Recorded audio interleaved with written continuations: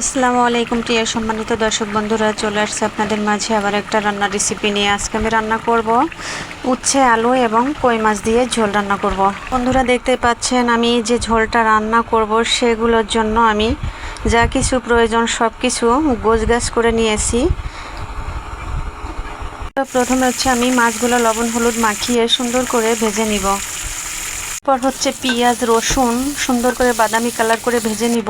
এর সাথে জিরা ধনিয়াও ভেজে উঠিয়ে রাখবো। বন্ধুরা দেখতেই পাচ্ছেন আমি মাছগুলো ভেজে উঠিয়ে রাখছি। পেঁয়াজ রসুন বেটে সাথে কাঁচামরিচ লবণ হলুদ দিয়ে মশলাটা কষিয়ে তরকারিটা কষিয়ে নিলাম। যে কষানোটা সেটা হয়ে আসছে, এখন হচ্ছে পরিমাণ মতো একটুখানি পানি দিয়ে কষিয়ে নেব। বন্ধুরা দেখতে পাচ্ছেন আমার তরকারিটা কষানো হয়ে আসছে, এখন হচ্ছে আমি পরিমাণ মতো ঝোলের পানিটা দিয়ে দিলাম।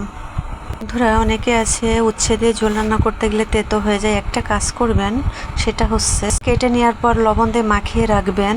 ঝোলটা যখন উতলে আসবে তরকারিটা হয়ে যাওয়ার 5 মিনিট আগে উচ্ছেগুলো ঝোলের উপর দিয়ে দিবেন। কি জাল দিলে তেতো হয়ে যাবে।